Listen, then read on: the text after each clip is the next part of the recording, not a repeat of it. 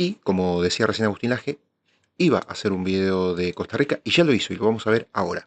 Tengo, antes de arrancar, un comunicado de prensa de la OEA que dice así: Misión de observación electoral de la OEA para las elecciones nacionales de Costa Rica 2026 inicia su despliegue. El 23 de enero lo hicieron a este comunicado que dice así: la misión de la observación electoral de la Organización de los Estados Americanos, de la OEA, para las elecciones nacionales en Costa Rica, encabezada por el doctor en Derecho y ex subsecretario del Ministerio de Relaciones Exteriores de Uruguay, Ope Pasquet, inicia su despliegue en el país de cara a los comicios del domingo próximo 1 de febrero. La misión, integrada por 27 personas de 15 nacionalidades, analizará distintos aspectos técnicos del proceso electoral como organización, logística, el uso de tecnología, financiamiento de campañas, justicia, entre otros. El día de la votación, los observadores estarán presentes en todas las provincias del país para observar el desarrollo de la jornada en los centros de votación. Durante su despliegue, la misión mantendrá reuniones con autoridades electorales y estatales, líderes políticos, representantes de las distintas candidaturas de la sociedad civil y académicos, así como otros miembros de la comunidad internacional, a fin de conocer las distintas perspectivas sobre el proceso electoral en el país.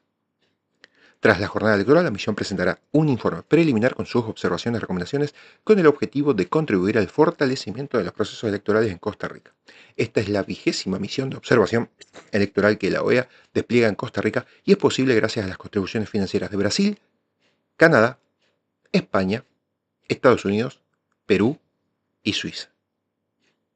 Este es el comunicado de la OEA. Ya sabemos qué pasa con estos estados supranacionales, con estas organizaciones supranacionales que funcionan en muchos casos como estados, y largaron ese mensaje. Bueno, ¿qué se está tramando o qué está pasando con las elecciones en Costa Rica? Lo vamos a ver de la mano de Agustín Laje, que estuvo haciendo un live hace muy pocas horas. El próximo domingo 1 de... Y estuvo invitado, como decía recién en el live que veíamos, Fabricio Alvarado. Así que vamos a ver el video de Agustín Laje. febrero, los costarricenses tendrán que elegir a su nuevo presidente y a su nueva asamblea legislativa que consta de 57 diputados. Las encuestas hablan de entre un 30 y un 45% de los encuestados que todavía no saben a quién van a votar. Este año la candidata del oficialismo, es decir, la candidata del rodriguismo, la candidata del presidente Chávez, es Laura Fernández. Vamos a estar hablando sobre ella en este video. Te decía, vamos a hablar con Fabricio Alvarado, que es el líder de la tercera fuerza costarricense, el partido Nueva República, y que representa, a mi juicio, la nueva derecha en Costa Rica. Y como en este canal y en todo lo que yo hago impulso a la nueva derecha, por eso quiero conversar muy especialmente con él.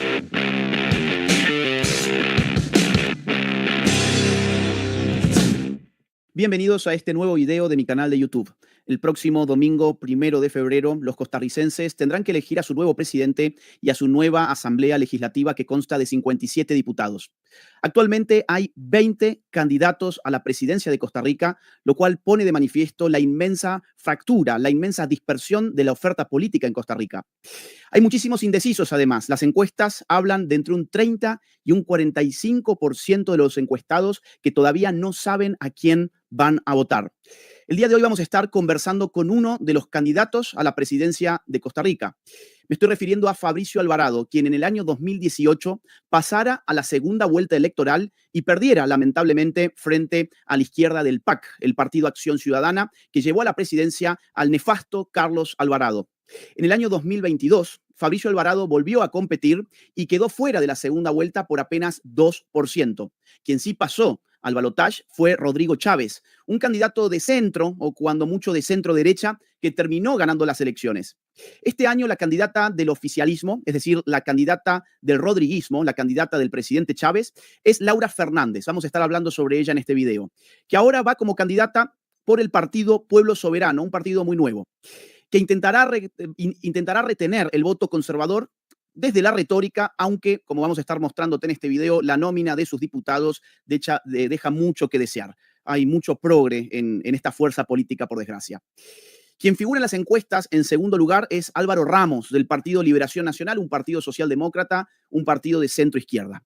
Pero hoy, como te decía, vamos a hablar con Fabricio Alvarado, que es el líder de la tercera fuerza costarricense, el partido Nueva República, y que representa, a mi juicio, la nueva derecha en Costa Rica. Y como en este canal y en todo lo que yo hago impulso a la nueva derecha, por eso quiero conversar muy especialmente con él sobre lo que está viviendo en este momento Costa Rica, sobre lo que viene y sobre lo que su candidatura política le ofrece al pueblo tico. Dicho esto, le damos la bienvenida a este canal. Fabricio Alvarado, ¿qué tal? ¿Cómo estás? Gracias por estar del otro lado. Hola Agustín, gracias por esta oportunidad. Pues después de tantos años de conocernos, realmente es un privilegio ver no solamente cómo has crecido en el sentido de cómo cada vez más te ven y te escuchan en todo el continente y más allá, sino también el privilegio de saber que pues hemos compartido muchos de esos momentos que han acompañado tu crecimiento y ver cómo el mensaje que estás llevando es el mensaje correcto, el mensaje que definitivamente debe ser escuchado en todo el mundo, sobre todo en aquellos lugares donde la izquierda ha ido tomando ventaja. Entonces, felicitarte por eso, Agustín, y darte las gracias por este espacio. No, gracias a vos por tu tiempo. Tenemos mucho público de Costa Rica que ha estado pidiendo hace rato que hiciéramos un video porque se vienen las elecciones, faltan muy pocos días y como siempre en este canal apostamos por la derecha. Cuanto más a la derecha esté un candidato mejor y como decía en mi introducción, creo que quien representa esos valores y esa tendencia política en Costa Rica sos vos. Así que es un honor tenerte acá y me gustaría empezar preguntándote bien general sobre el clima político en Costa Rica. ¿Qué se está viviendo políticamente en Costa Rica hoy? Bien, hoy por hoy, Agustín, como bien mencionabas, 20 candidatos, estamos a pocos días, ¿verdad?, de las elecciones presidenciales, de que se defina cuál de nosotros será, pero además se elegirán diputados, 57 diputados específicamente, son, me parece que como 25 partidos, además de los 20 que llevamos candidato presidencial, hay otros partidos más que llevan solo nóminas de diputados, específicamente en provincias, son partidos provinciales, de hecho, y en esa misma dirección, pues estamos viviendo un tiempo bastante particular y complejo, porque, pues, creo que mencionaste, hubo una parte que se me fue el audio, pero creo que mencionaste que el presidente Rodrigo Chávez es un presidente que ha, de alguna manera, motivado una crispación social y una división entre pues, las diferentes, no solo fuerzas políticas, sino en la misma sociedad. Entonces, en esa misma dirección, el ambiente está bastante polarizado, sobre todo porque, como repito, hoy por hoy también el narcotráfico ha tomado ventaja y quienes estamos del otro lado de la moneda, es decir, quienes no somos del oficialismo, no solamente, en el caso nuestro como conservadores, no solamente demandamos congruencia porque vemos mucho doble discurso, pero también nos llama la atención ver cómo este presidente se ha peleado con todo el mundo, Agustín, con todo el mundo se ha peleado, menos con el narcotráfico. Entonces, en esa misma dirección, para nosotros es muy importante un espacio como estos, es muy importante los espacios de debate. Esta semana fui a 3 debates específicamente, en cuestión del domingo para acá, 3 debates. La próxima semana tendré también otros espacios de debate y estamos yendo a muchas entrevistas donde estamos hablando de esto abiertamente, porque lo que sí es cierto es que a través del populismo el presidente ha logrado atraer agua para sus molinos y específicamente para los molinos de su candidata Laura. Entonces, en esa dirección hay mucha gente que lo ve como un buen líder porque ciertamente su discurso es un discurso agresivo, podríamos decir que hasta violento en algunos casos, y también sí, en algunos casos, ha atacado a instituciones o a partidos políticos que están bastante deslegitimados por actos de corrupción, por ineficiencia, por mediocridad. Y entonces la gente dice, bueno, este presidente me gusta porque dice las cosas como son, pero no hablan de hechos, no hablan de resultados específicos, que es lo que sí creemos que pues adolece este gobierno, especialmente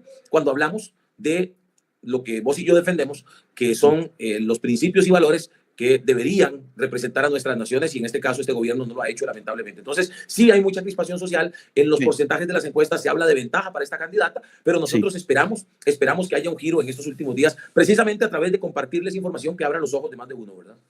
Yo recién decía que Rodrigo Chávez desde el centro se mueve hacia el centro derecha. De hecho, si lo comparamos con el horroroso experimento del PAC de entre 2018 a 2022, hay una evolución, es decir, una evolución positiva y digna de ser celebrada si comparamos a Rodrigo Chávez con Carlos Alvarado. Ahora bien, hablemos sobre Laura, que es la candidata del oficialismo. Laura, por lo que veo en las encuestas, estaría ganándose gran parte del público conservador. Ella tiene una oferta para ese público. ¿Por qué el público conservador estaría dispuesto a votar por Laura?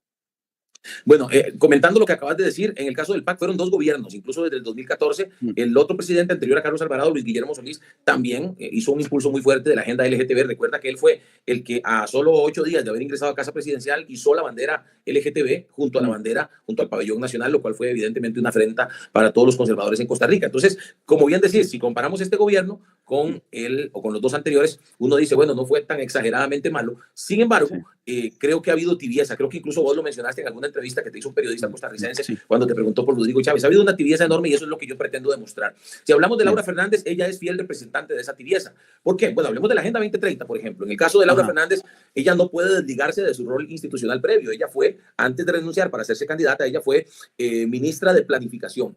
Y como ministra de Planificación fue la rectora oficial de la Agenda 2030. Incluso hay un video donde ella dice, el compromiso de nuestro gobierno con la Agenda 2030 es innegable, ¿verdad? Entonces, ella, pues básicamente como ministra fue la encargada de la Secretaría Técnica, encargada de velar, ¿verdad?, por el cumplimiento de los objetivos de desarrollo sostenible. Ahora, en ese doble discurso que yo menciono, ahora que estamos en campaña, porque vamos a ver, ella era la encargada, tenía asesores, tenía recursos disponibles para dedicarlos a promover la Agenda 2030, pero apenas ellos ven que van a entrar en campaña, que ella va a ser la candidata, dicen, no, hay que cambiar el discurso. El primero que sale cambiando el discurso es Chávez, diciendo que están en contra y la llama nefasta Agenda 2030. Nunca lo había hecho antes de periodo electoral. Y ella ahora dice que no, que ella agarró la Agenda 2030 y que ella, pues básicamente dividió y estableció cuáles de los objetivos sí los va a cumplir Costa Rica y cuáles no. Y, Agustín, yo estoy seguro que vos, más que nadie, sabes que el cuerpo de la Agenda 2030 dice 7 veces, ¿verdad? Sí. Expresamente, que las 169 metas son indivisibles, ¿verdad? Incluso la última vez dice que son universales, dice que son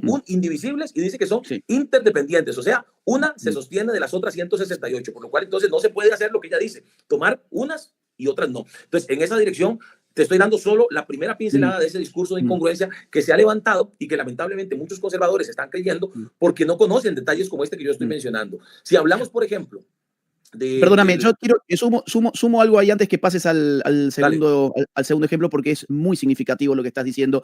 La Agenda 2030, para la gente que no conoce bien de qué se trata, son efectivamente 17 objetivos divididos en 169 metas, que entre otros horrores traen, por ejemplo, el crimen del aborto, que lo pretenden legalizar. Y lo pretende legalizar a través de la imposición de la Agenda 2030, que no fue diseñada por el pueblo tico ni por el pueblo argentino, sino que fue diseñada por burócratas de Naciones Unidas para hacer impuesta a todo el mundo. Por otro lado, también te imponen feminismo radical, ideología de género, lobby LGBT, indigenismos, te destruyen el aparato industrial con las ideologías del ambientalismo radical, te destruyen las fronteras, abriendo... Es decir, todo lo que ha destruido Occidente en los últimos años está encapsulado. Privada, por ejemplo, también. La propiedad privada queda relativizada, tiende a gigantar el tamaño del Estado. Es decir, todo lo que no queremos porque hemos visto sus efectos destructivos en los últimos años está encapsulado en esas 169 metas que está mencionando Fabricio, que son interdependientes, son integrales e indivisibles. Uno no puede escoger hacer unas y descartar otras. Eso está dicho en la resolución 71, que es la que le da vida a la Agenda 2030 de septiembre del año 2015. Con lo cual no es cierto que se pueda descomponer la Agenda 2030. Se aplica en su totalidad o no se la aplica como ha decidido, por ejemplo, el presidente Javier Milei en Argentina. El otro punto que quiero sumar a lo que has dicho, porque es muy interesante, Fabricio, es que en un momento en que ser de derecha era mala palabra y oponerse a la Agenda 2030 era de conspiranoicos, alarmistas, paranoicos, todo lo que nos vienen diciendo hace rato, bueno, toda esta gente apoyaba la Agenda 2030. Ahora, como nosotros hemos empezado a ganar la batalla cultural, ahí empezamos a ver que las personas del centro derecha, dicen, bueno, sí, está bien, la Agenda 2030 ya no la queremos, pero en su momento muchos de ellos fueron los encargados de implementarlas en nuestros países. En Argentina el macrismo nos trajo la Agenda 2030 y el macrismo no era de izquierda, era de centro o de centro derecha. Es decir, hay mucho paralelismo entre lo que ha pasado en Argentina con lo que veo que está pasando en Costa Rica. Dicho esto, vamos al segundo ejemplo que justo te había interrumpido en eso. Tranquilo, Agustín. De hecho, hay que decir también que en el plan de gobierno del Pueblo Soberano de Laura Fernández incluye el impulso de la Agenda 2030. Y qué bueno que pues también mencionas que incluye todas esas cosas que están en contra absolutamente de la agenda conservadora. Entonces, más allá, yo creo que estamos ante un peligro de que con ese discurso estén engañando a algunos y ya en el gobierno, pues obviamente impulsen lo que ellos dicen, pueden dividir, pero no se puede dividir.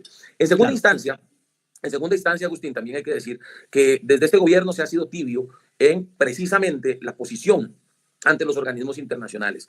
Vos recordarás cómo en 2018, recordarás que yo levanté la voz ante la imposición de la Corte Interamericana con el tema del matrimonio LGTB y en aquel momento, pues obviamente nos trataron de todo eso que dices, conspiranoicos, religiosos, fanáticos y todo lo demás. Pero fíjate cómo con el paso de los años han venido saliendo casos nuevos. Por ejemplo, lo que hoy se anuncia de la salida de los Estados Unidos, del anuncio de Trump de la OMS, de la confirmación de la salida de la OMS, cosa que también había suscrito Milei en algún momento, hace pocos meses. Pareciera Pareciera, Agustín, que estábamos 7 años adelantados, ¿verdad? Cuando hablamos de salir de la Totalmente. Corte Interamericana, ¿verdad? Y ahora Milei, Trump, saliéndose de la OMS. Y cuando nosotros hablamos de eso, recuerdo que Chávez también, en su momento, en una conferencia de prensa, nos trató de absurdo, de ridículo. Las palabras exactas no las recuerdo, pero creo que habló hasta de estulticia, ¿verdad? Habló hasta de estupidez en algún momento, por haber nosotros dicho que ante un posible tratado pandémico en la OMS, Costa Rica tenía que tomar una posición radical de no dejar que se violente nuestra soberanía y salirnos de la OMS y salirnos de donde tengamos que salirnos para no permitir que se nos imponga, como se nos impuso en 2018, el matrimonio LGTB. Y eso me lleva a la tercera. La tercera precisamente es que dentro de la papeleta de diputados, vamos a ver, Agustín, si yo te digo, si vos fueras costarricense y yo te digo, Agustín, yo soy conservador, vos que sos un impulsor de la nueva derecha y de los valores conservadores, Agustín, yo soy tu candidato conservador. Vos esperarías como votante que en mi papeleta de diputados entonces yo te presente una nómina 100% conservadora. No, Claro, como decimos en Costa Rica, no un arroz con mango donde te meto unos conservadores, porque sí lo hizo, metió algunos conservadores, ¿verdad? Familiares de pastores y también un par de personas que están vinculadas con el sector pastoral y demás. Pero por otro lado, mete nada más y nada menos que a una persona que se llama Marta Esquivel. Marta Esquivel, te quiero explicar, Agustín, Marta Esquivel fue la presidente de la Caja Costarricense de Seguro Social en este gobierno. Y la mayoría de gente la recuerda como eso, nada más. Pero la mayoría de gente no sabe que Marta Esquivel en el 2018, precisamente, lo que te estoy hablando de cómo la Corte Interamericana nos impone matrimonio LGTB y la Sala Constitucional hace una votación donde declara como vinculante lo establecido por la Corte, aunque nosotros señalamos muchas veces y sigo sosteniendo que no era vinculante porque era una opinión consultiva. Y la Sala Constitucional vota 6-1 a favor de matrimonio LGTB.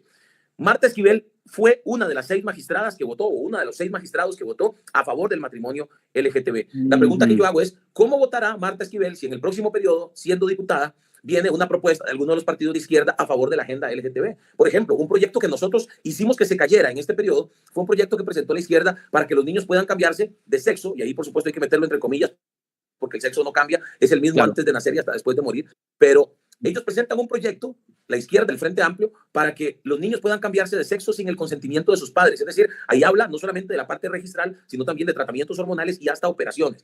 Y pues resulta que nosotros logramos que ese proyecto se cayera. Si ese proyecto se volviera a presentar, ¿cómo crees que va a votar una persona ella que ya votó a favor de la agenda LGTB, en este caso, en la Sala Constitucional, en el Poder Judicial? Y ella no es el único caso. Bueno, además, a ella le dan un primer lugar. Vos sabes que aquí en Costa Rica se vota por listas de papeletas y el que está en primer lugar es el que tiene más posibilidades de entrar. A ella le dan un primer lugar en su provincia, en Heredia. En el caso de Nayuribe Guadamuz, otra candidata a la que también le dieron un primer lugar, en este caso en Guanacaste. Nayuribe Guadamuz era ministra de Cultura en este gobierno. Y Nayuribe, siendo ministra de Cultura, declaró de interés público la marcha LGTB, la marcha de la diversidad, que se hace en varios países. La declaró de interés público. Si un gobierno declara un evento de interés público, ¿qué está diciendo? Yo apoyo, como gobierno, suscribo esto, apoyo esto, estoy a favor de esto. ¿Sabes qué pasó? Salió en los medios de comunicación la declaratoria de interés público. Los diputados de Nueva República, varios de nosotros levantamos la voz en redes sociales y en medios de comunicación. Y el presidente de la República, en esa tibieza que tú y yo le conocemos, que vos y yo le conocemos, dice, no, yo no sabía nada, y la despide. Ahí mismo nos dimos cuenta que también el año anterior, en el 2023, esto fue en 2024, en 2023 también había firmado esa misma declaratoria y nadie se había dado cuenta. Chávez la despide. Chávez la despide diciendo, yo no sabía nada, aunque hay versiones que dicen que él sí estaba completamente enterado y su equipo estaba completamente enterado. Pero ahora le dan un primer lugar en el partido del oficialismo. Entonces, otra incongruencia. O sea, si la despedís porque decís, no, hizo algo que está contra mis principios, pero después le das un primer lugar, creo que hay un mensaje clarísimo. Y la misma pregunta, ¿cómo va a votar ella? Por ahí hay otro primer lugar, José Miguel Villalobos, que es muy conocido en Costa Rica por ser el abogado del presidente, que dicho sea de paso, este hombre, hay otros cuestionamientos relacionados con deudas que tiene con la Caja del Seguro Social y con personas que defiende en su labor como abogado, personas vinculadas al narcotráfico, pero yo quisiera centrarme precisamente en lo que él ha establecido como su posición pública en varias entrevistas. Él, en una entrevista en 2018, celebró la aprobación del matrimonio LGTB y también en artículos que él escribió y también en entrevistas que él dio en televisión, manifestó su rechazo absoluto a la participación de cristianos en política y al involucramiento de los valores cristianos en la política. Vuelvo a preguntar, ¿cómo va a votar él en una asamblea legislativa cuando venga un partido de izquierda a promover algún proyecto que favorezca la agenda LGTB? Creo que todos tenemos claro que lo votarían a favor. 3 primeros lugares, te acabo de hablar de 3 primeros lugares con la mayor posibilidad, incluso más posibilidad que cualquiera de los creyentes que metieron en la papeleta estos 3. Eso es incongruencia, porque como te repito, vos no esperarías, Agustín, que yo, como presidente de la República, ponga como ministra de Salud a una persona que está a favor del aborto. Y dicho sea de paso, la ministra de Salud actual del actual gobierno estaba completamente a favor de la norma técnica del aborto mal llamado terapéutico. Aquí te mencioné 4 ejemplos que para mí dejan clarísimo que esta gente no es conservadora, que esta gente tiene un discurso conservador cuando les conviene, que hablan de Dios en sus eventos, que dicen que Dios les ayuda, que Dios está con ellos, etcétera, etcétera, para manipular el voto conservador, pero claramente en sus acciones y en sus votos, pues no están siendo congruentes. La verdadera ideología se mide en las votaciones, no en los discursos, creo yo, ¿verdad? El público tiene que saber que el mal llamado matrimonio homosexual fue impuesto desde OEA a Costa Rica, desde el Sistema Interamericano de Derechos Humanos, a través de una opinión consultiva de la Corte Interamericana de los Derechos Humanos, que además fue financiada esa opinión consultiva por fundaciones como la de George Soros, como la Fundación Ford, e incluso por gobiernos europeos como el de España, financiaron a la Corte y a los organismos del Sistema Interamericano de la OEA, del Sistema Interamericano de los Derechos Humanos de OEA, para que aceleraran las opiniones consultivas que hablaran sobre el tema del género. Y justo estaba esta opinión consultiva del año 2017 para Costa Rica, donde un grupo de magistrados que no son costarricenses le dicen a Costa Rica desde arriba, desde fuera de Costa Rica, le dicen que Costa Rica tiene que implementar matrimonio homosexual, adopción homoparental y leyes de identidad de género. Esta fue la manera con la que un pueblo que no creía en ninguna de las supersticiones de la ideología de género termina viendo cómo su sistema social, su sistema cultural se modifica a través de este tipo de imposiciones globalistas. Fabricio, avancemos un poco. Quiero ir al tema de Nueva República. Vos me decías, bueno, Rodrigo Chávez es un gobierno ciertamente mejor que el del PAC, pero que no le podemos dar crédito de ser un gobierno de derechas. Tiene mucho progresismo, mucho wokismo metido en las entrañas de sus propios ministros, de sus candidatos, de su nómina de diputados, de los diputados de Laura. Pero hablemos entonces de la contracara, Nueva República, que es tu partido. ¿Cuáles son los valores y los principios de Nueva República? Dicho sea de paso, una de las cosas que nos diferencia con Pueblo Soberano es que nosotros somos un partido constituido para defender principios específicos. Es decir, no es un partido para que Fabricio sea presidente, no es un partido para que vengan todos los que quieran, no importa cómo piensen, ahí los metemos. Si usted es conocido, lo metemos en primer lugar para que la gente vote y para lograr. Yo me imagino, Agustín, sinceramente, yo me imagino a esa fracción, a esa bancada de Pueblo Soberano y me la imagino como un completo desastre, todos pensando diferente, no solo en el tema de los valores y principios, aún en el plano económico, porque, por ejemplo, José Miguel Villalobos, que te mencioné, en 2014 abiertamente, y hay imágenes en sus redes sociales, y no es que ya las borró, pero hay imágenes donde él apoya abiertamente en el 2014 al Frente Amplio, que es el partido de izquierda, el partido que, por ejemplo, en este periodo apoyó en todas las votaciones, siempre hubo alguien del Frente Amplio apoyando a Nicolás Maduro en las votaciones de censura que hicimos, cuando hicimos una votación para que Costa Rica declarara como presidente legítimo a Edmundo González, y siempre ellos votaron pues en contra, o más bien a favor de Maduro. Este hombre apoyó a ese partido en 2014 y en 2018 apoyó a Carlos Alvarado, también hay imágenes de ese apoyo,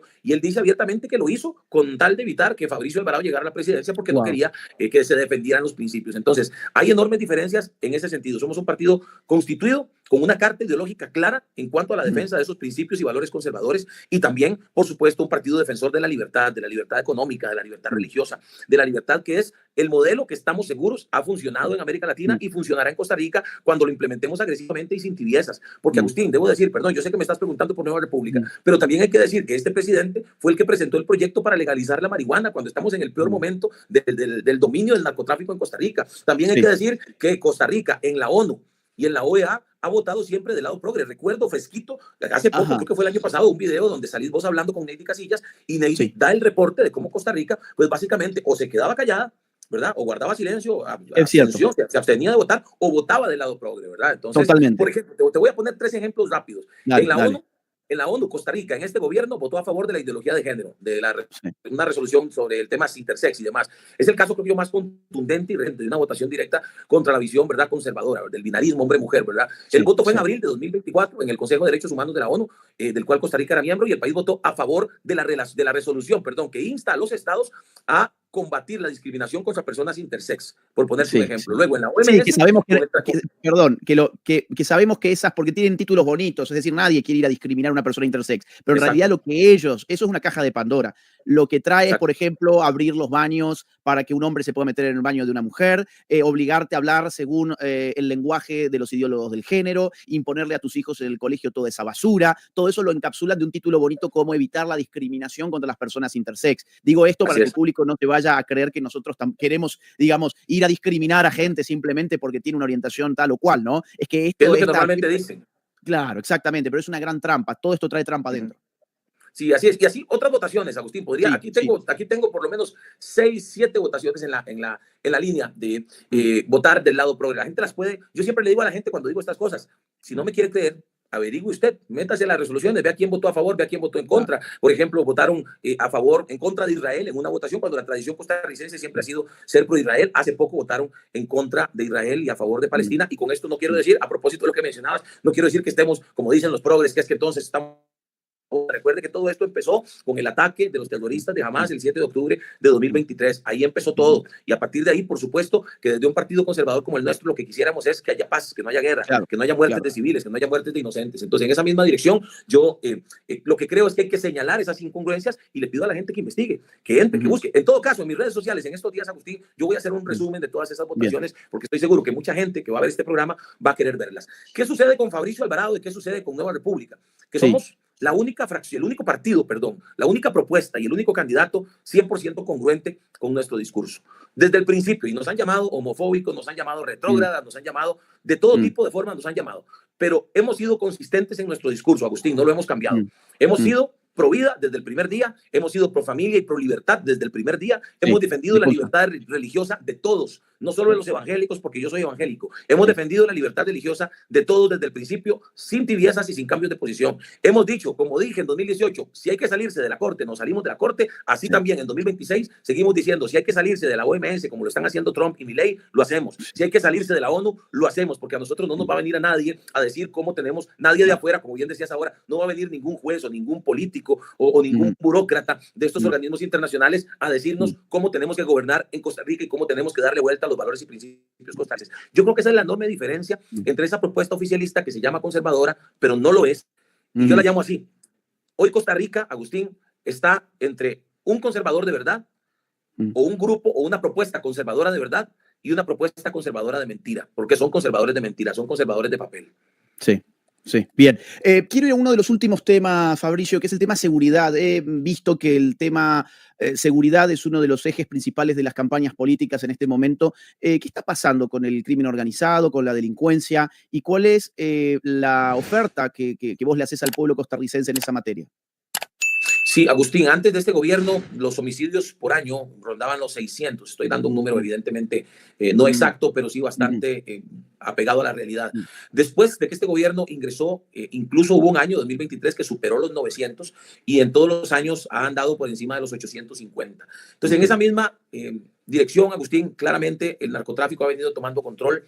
Lamentablemente cada vez son más los jóvenes, incluso menores de edad, vinculados a grupos de bandas narco, y ciertamente hay una guerra narco en la que se están matando entre ellos y ahí el crecimiento de los homicidios. Se habla de que el 70% de esos homicidios son relacionados con sicariato y lamentablemente reclutan a muchos menores de edad, pero además no solamente están muriendo los miembros de esas bandas locales, sino que están muriendo muchas víctimas colaterales.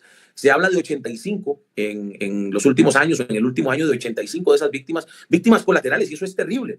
Entonces, nosotros, Agustín, creemos en una propuesta pues bastante sólida y bastante conformada por varios frentes. Por ejemplo, esta semana pasada, Agustín, se aprobó aquí en Costa Rica un proyecto nuestro para elevar las penas por sicariato. Vos sabés que aquí hay corrientes garantistas, bueno, en todo el mundo hay corrientes garantistas que dicen, no, que los derechos de los delincuentes, que hay que protegerlos, que por qué levantar las penas. Bueno, hay que levantar las penas porque los derechos más importantes son los de las víctimas, no los de los delincuentes, porque los mismos delincuentes ya empezaron violentando los derechos de las víctimas y no pensaron en eso. O sea, no les importan los derechos, pues entonces en ese sentido vamos a darle prioridad a las víctimas. Entonces, en nuestro proyecto elevamos la pena. Nosotros pretendíamos que se elevara a la pena máxima permitida en Costa Rica, que es de 50 años, pero las corrientes garantistas nos impidieron hacerlo y al final por lo menos logramos subirlo de 35 a 40 años la pena máxima. Nosotros queríamos elevarlo a 50. Y ese proyecto también tipifica el sicariato como un delito aparte para que las autoridades puedan establecer política criminal contra ese delito. Ese es un primer paso que nosotros estamos dando a la par de muchos otros, donde estamos, por ejemplo, promoviendo una megacárcel, donde también promovemos mediante 2 proyectos de ley, estamos promoviendo que los reos, los privados de libertad, libertad trabajen en la cárcel, que si están en la cárcel no vayan ahí a estar en un hotel con televisión, con horno de microondas, porque lo que tienen que hacer es pagar una pena por un delito que cometieron. Entonces nosotros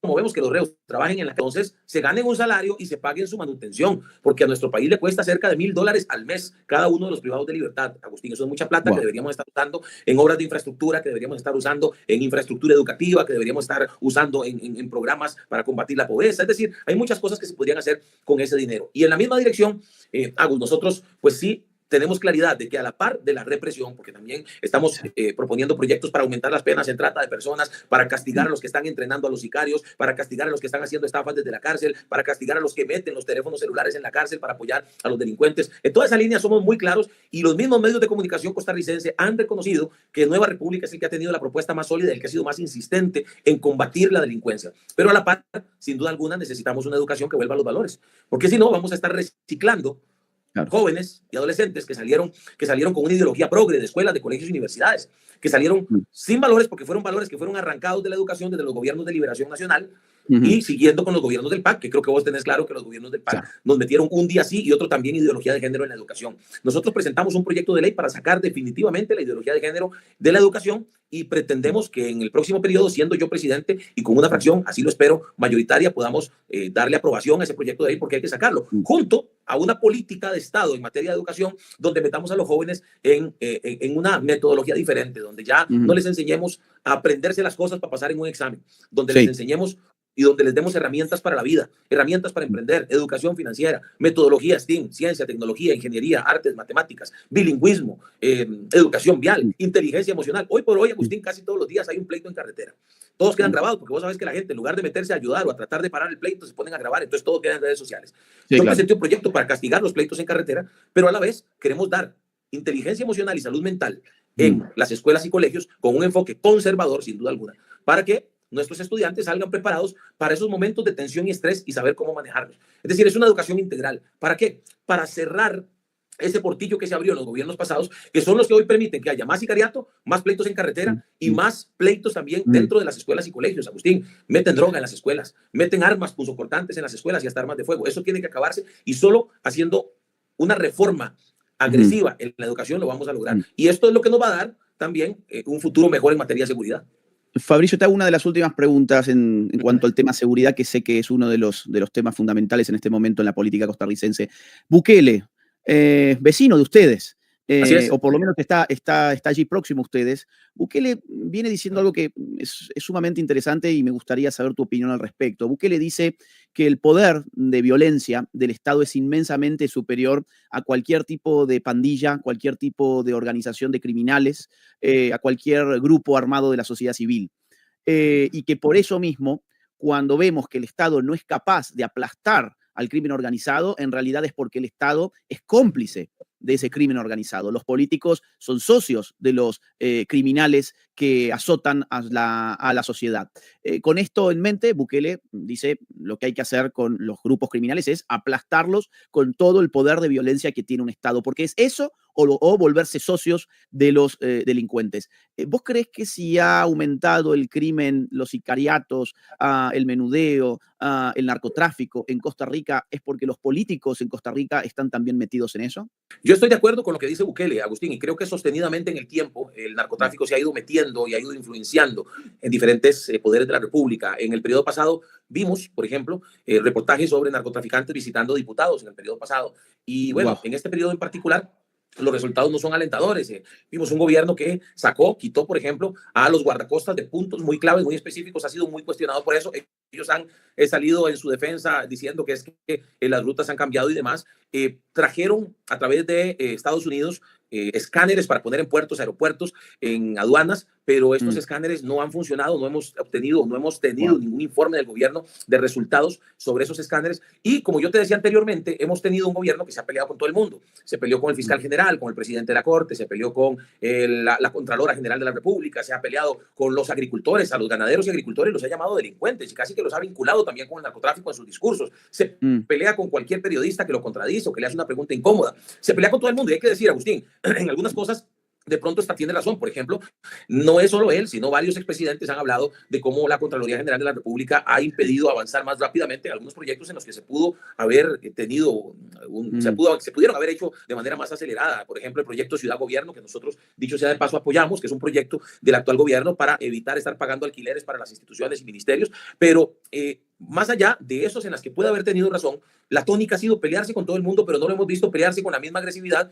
contra el narcotráfico. Y ese es el detalle que yo creo que hay que señalar, ¿verdad? Entonces, en esa misma dirección, yo suscribo absolutamente. De hecho, quizá he sido uno de los políticos y por eso me critican, Agustín, pero quizá de todos los candidatos presidenciales, ninguno ha manifestado una admiración y un apoyo a presidentes como Milei, como Bukele, como el mismo Trump. Yo decía un día de estos, en una pregunta que me hicieron en un debate, fui el único que públicamente celebró la victoria de Donald Trump, mientras este gobierno, más bien uno de sus ministros había hablado de que estaban preocupados de que ganara Trump y no ganara Kamala antes de las elecciones. Esas tibiezas son las que seguimos señalando, Agustín, y seguiremos señalando hasta donde el tiempo nos alcance el 1 de febrero. Pero en el caso de Bukele, aparte de esta frase que él habla, me parece que es importante rescatar los resultados, ¿verdad? Es que no es solo la megacárcel, es la política agresiva contra la delincuencia que hoy permite que los salvadoreños y los que visitamos El Salvador, porque ya yo tuve la oportunidad de estar ahí, podamos caminar tranquilos en las calles de un país donde antes no se podían dar ni siquiera en el día. Entonces, por ejemplo, hoy me cuentan que Nayib Bukele hace un contrato, o el gobierno hace un contrato con Shakira, para que Shakira haga 4 conciertos en El Salvador y no vaya a ningún otro país.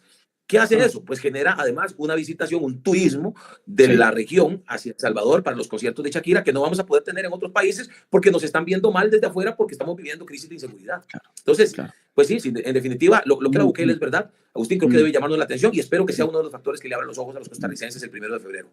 Fabricio, tengo un minuto más, un minuto de cierre. ¿Qué le dirías al público costarricense, que seguramente tendremos bastante público costarricense, al que además le animamos desde ya a que comparte este video, que lo difunda, que le dé like, que lo comente, que lo mande en sus redes sociales, en sus grupos de WhatsApp, así esta conversación con Fabricio Alvarado puede hacerse viral. Fabricio, un minuto, ¿qué le dirías al público costarricense que nos está mirando? Yo le diría a los costarricenses, y te agradezco, Agustín, por esta oportunidad, que tenemos una enorme oportunidad de tener un gobierno 100% conservador, un gobierno que, como bien ha dicho Agustín, representa a la nueva derecha, a la que no anda con tibiezas, a la que se enfrenta a lo que se tenga que enfrentar, al narcotráfico, pero también a esas ideologías e intentos de imposición de parte de los organismos internacionales. No ha habido otro candidato, no ha habido otro partido político que le diga de frente no a las imposiciones de organismos como la Corte Interamericana de Derechos Humanos de la OEA, como la ONU o como la OMS. Si queremos seguir en esa tibieza, bueno, vayamos a votar por cualquier otro partido, o peor aún, si queremos seguir en la línea de que nos gobiernen desde afuera y que se imponga la ideología de género y que se imponga la agenda woke y que se imponga la agenda progre, bueno, vayan a votar entonces por partidos de izquierda como el PAC, como el Frente Amplio, como Liberación Nacional. O si quieren seguir en la tibieza en la que hemos estado en los últimos años, como ya le dije, con votaciones o donde se abstiene Costa Rica o donde vota del lado progre, bueno, entonces sigamos con este gobierno tibio que hemos tenido. Pero si queremos un gobierno que sea realmente congruente con su discurso, que si dice soy pro vida, entonces defienda la vida en todos los foros y en todas las plataformas que haya que defenderlo, entonces la opción se llama Nueva República y la opción se llama Fabricio Alvarado. Es lo que les puedo decir con toda la sinceridad de mi corazón. Amamos a Costa Rica, hemos construido un proyecto de gente buena, nuestro plan de gobierno fue hecho por gente buena, por gente profesional, gente buena, gente conservadora, 100% conservadora, nuestra papeleta de diputados es 100% conservadora y no vamos a ser tibios a la hora de enfrentar todo esto, que al final es lo que nos tiene como nos tiene. La violencia, la crisis educativa, la crisis incluso de infraestructura, porque la plata no sé qué, o no va donde debería ir, no va a los proyectos donde deberían destinarse para construir carreteras, escuelas, hospitales, incluso cárceles. La plata se queda a medio camino y ustedes saben de qué les estoy hablando. Eso tiene que cambiar y la única manera de cambiarlo es con un gobierno 100% conservador. Agustín, gracias por la oportunidad, de verdad. No, Fabricio, gracias a vos por tu tiempo. Muchos éxitos para el 1 de febrero. E invito a mi público costarricense a que vaya a votar, obviamente, que vaya a votar en libertad.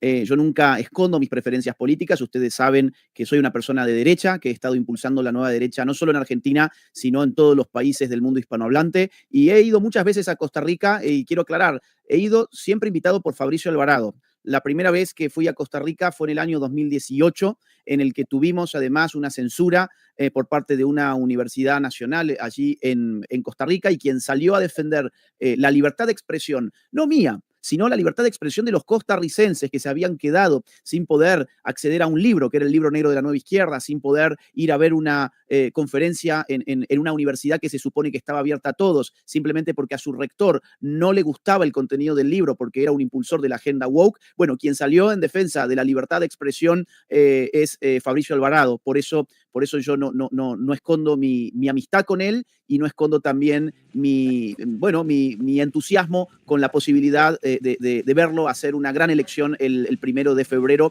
Así que invito a todos mis seguidores a que tengan en cuenta muy especialmente la candidatura de Fabricio Alvarado para las elecciones venideras. Y que sea para bien. Querido Fabricio, te mando un gran abrazo y un saludo también para toda nuestra audiencia, a la que como siempre invitamos a que deje su like y a que difunda este video. Hasta la próxima. Un gran abrazo para todos.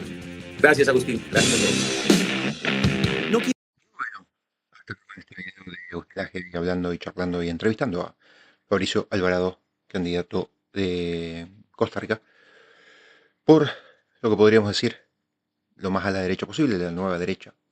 Así que veremos el 1 de febrero con qué resultados nos encontramos. Ojalá que sean muy positivos.